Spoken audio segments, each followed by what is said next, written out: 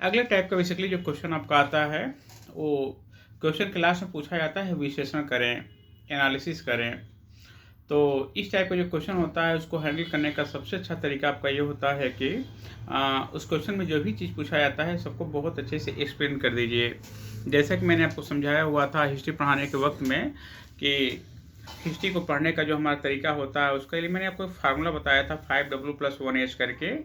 5W का मतलब आपका होता है व्हाट, वेयर, व्हेन, व्हाई, हूँ, और एच का मतलब आपका यहाँ पर होता है हाउ मच।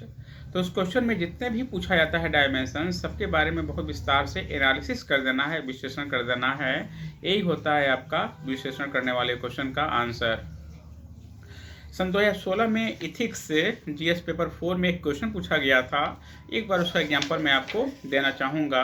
क्वेश्चन जो पूछा गया था वह एक स्टेटमेंट आपका है मैक्स वेबर का। मैक्स वेबर ने एक स्टेटमेंट दिया था कि जिस प्रकार के नैतिक प्रतिमानों को हम व्यक्तिगत अंतरात्मा के मामलों पर लागू करते हैं, उस प्रकार के नैतिक प्रतिमानों को लोक प्रशासन पर लागू करना समझदारी नहीं है। इस बात को समझ लेना महत्वपूर्ण है कि हो सकता है कि राज्य के अधिकारी तंत्र के पास अपनी स्वयं की स्वतंत्र अधिकारी तंत्रीय नैतिकता हो। इस कथन का समालोचनात्मक विश्लेषण करिए।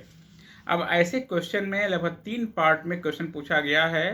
तीनों क्वेश्चन को मिलाकर एक कर दिया गया है। अब हमें यहाँ पर क्या करना है कि जब इसका हम लोग एनालिसिस करेंगे, विश्लेषण करेंगे, तो इस क्वेश्चन के जो 3 पार्ट हैं तीनों को अलग अलग अच्छे से व्याख्या कर देना है।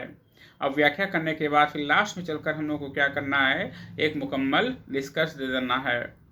तो कुल मिलाकर संक्षेप में आप फिर दोबारा समझ लो।